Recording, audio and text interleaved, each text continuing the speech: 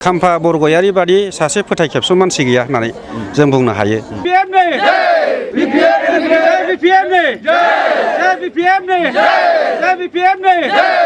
जयनिं कार्यसुचिया बेनो माने गुबुन गुबुन दोलोनिफ्राय जेरैबादि माने थांनाय 5 बोसोरनि खुंथाय परिबर्तन सरकार बीजेपी UPPL सरकार बे बीजेपी UPPL सरकारनि जेनेखि नाम मात्र स्ल'गान होनानै रायजो राजानि जेबो डेभेलपमेन्ट मावनो हायाखै। दा बेखौ दुखु मोननानै गुबुन गुबुन जायगाफ्राव जेरै जयनिं जागासिनो दं। जोंनि देबोरगाव समस्तिनि सिङावनो थानाय हाग्रामा महिलारि सारखौ मोजां मोननानै जोंनि बिसमुरि प्राइमारिनि आन्दाराव गुबुन गुबुन समावहाय बीजेपीनिफ्राय जयनिं जादों। दिनैबो 20सा जोंनि प्राइमारिनि सिङाव थानाय UPPL सापर्टारफ्रा गावसिनि दोलोखौ गाज्रि मोननानै UPPL दोलोखौ गाज्रि मोननानै जोंनि BPF दोलो हाग्रामा महिलारि सारनि जेनाखि दैदेननाय बे सरकारखौ मोजां मोननानै जोंजों जगदान जाफैदों। दा बे हिसाबै बिथांमोनखौ आङो बिसमुरि प्राइमारि BPFनि जानानै गोसो गुदुङै बरायनानै लाबाय। दा बे हिसाबै बिथांमोनहा जिहेतु जोंनि प्राइमारियावहाय जगदान जाफैबाय हिसाबै अखानायैनिफ्रायनो जोंनि BPFजों लोगो नांनानै जाहाथे अहरह जोंनि गोबां हाबाफारिफ्राव बाहागो लाफायो आं बिनि थाखाय बिथांमोनखौ हांख्रायो। बिथांनि सायावथ' बुंनांगौआ बेनो खाम्फा बरगयारि बादि सासे फोथायखेबसु मानसि गैया होननानै जों बुंनो हायो। खारन हाग्रामा महिलारि सारनि दैदेननायाव थांनाय 2 बोसोर इन्टारिम बेखौ लाफानानै 17 बोसोर जेनाखि BTC खुंथाय बे BTC खुंथायाव बिथाङा डेपुटि चिफ हिसाबै हाबा मावबोनो मोनदोंमोन। दा बिथाङा बेखिनि समनि गेजेरावहाय सारजोंनो थाफानानै हाग्रामा महिलारि सारजोंनो थाफानानै गोबां खामानि मावबोबाय। गावनि न'खरनिखौ लानानै गुबुन गुबुन माखासे सोद्रोमाफोरनिफ्रायबो जोबनो गैयै केलेंकारिनि हाबा मावनानै दिनै बिथाङा लाजिनाय मोननानै BPF दोलोखौ नागारनानै UPPL दोलोआव हाबदों। दा बेखौ नायोबा UPPL दोलोखौ जिहेतु बे थांनाय 17 बोसोराव जेरैबायदि खालामबोखाबाय दा बिनि थाखाय UPPLआ बिनि सायाव गोबां दुखु मोननाय दंखायो।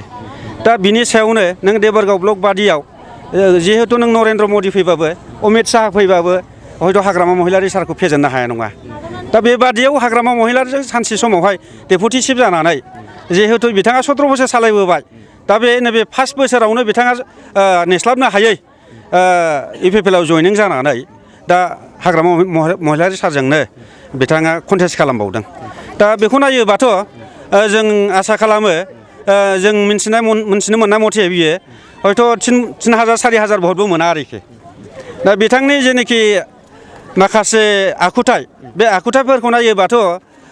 माने कर्मिफोरनि सायावनो बिथाङा खुनु माने मोजां हाबा मावबोनो हायाखै। खारन बिथाङा जोंनि BPFनि दैदेनगिरि बिथांमोनहा गावनि चेम्बारावनो होन गावनि न'आवनो होन लोगो हमनो थांब्लाबो बिथाङा लोगो हमा। दा बेबादि आरोखि थांनाय जोंनि MP इलेक्सनावबो बिथाङा जिहेतु BPFनिफ्राय जानानै गेलेदोंमोन। दा बेवहाय हयथ' बिथाङा जोंनि सासे केन्डिडेट नङा होमबा BPFनि सासे केन्डिडेट नङामोनब्ला बिथाङा देरहाखाथारगौमोन आरोखि देरहाखागौमोन। जोङो BPFआ बेखौ होनायाव जोंहा माइनास पइन्ट फैदों आरोखि। MP इलेक्सनावबो जोङो बिथांखौ केन्डिडेट होआलासिनो गुबुनखौ होनायमोनथाय जोंनि केन्डिडेट MPआ देरहाथारोमोन आरोखि। दा बे खाम्फा बरगयारि बिथाङाथ' नोङो चिराङावबो होदों 14 न' चिरां बाहायबो बिथाङा केन्डिडेट बाहायबो जोंना हाग्रामा महिलारि सारा केन्डिडेट हिसाबै गसंखादों। खाम्फा बरगयारि बिथाङा नैबे देबोरगाव जेनसे जेननानै बै 14 न' चिराङावबो जेननाया खाथां। दा बे जोङो जोंनि जेनाखि माखासे मा होनो बेखौ डाटा कालेक्सन बे डाटा कालेक्सन मथे हयथ' चिराङावबो बिथाङा जिहेतु जाय बिथां सांग्रां ब्रह्म डक्टर सांग्रां ब्रह्मआ केन्डिडेट मोननांगौखौ बिथाङा सेख'नानै लानानै दिनै गावसा हाइकमान्ड बादि केन्डिडेटआ आंहा 14 न' चिराङावबो देबोरगाव समस्तियावबो होननानै जिहेतु बिथाङा फोसावनानै लानायाव गावसिनि UPPL दोलोआनो गाज्रि मोननानै बिथांनि सायाव खुद्रिखादोंखौ नायनानै UPPL दोलोनि सापर्टारफ्रानो बिथांनो भट होखाया। दा बेखौ नायोबा खाम्फा बरगयारिनि जेननाया एकदम बिराद 100% खाथां आरोखि। औ डेभेलपमेन्टखौथ' मा बुंनो नोङो डेभेलपमेन्ट जाखानायखौसो बिसोरो देफायो नङा होमबा नोङो सासन खालामजेनबाय बिसोरो बिटिआर एकर्ड खालामबाय 2020आव बिटिआर एकर्ड खालामनाय लोगो लोगो जोंहा बिटिसि सेक्रेटारियेटनि हाग्रामा महिला जिरायग्राखौनो बे देफायनानै गोदान लुफिननायखौ नुवाखै होमबा बेसे मोजां साबना हामनामोन बियो बेखौसो बुफायनानै बेहा खामानि मावनो मा मोनखो बियो जेन'बा नों जाखानाय जिनिसखौसो बे देफाय देसि खालामनानै डेस्ट्राकसन खालामनानै खामानि मावनो सानो आरोखि दा जों नुदों हाग्रामा महिलारि सारनि दिनावहाय नोङो मेडिकेल कलेज CIT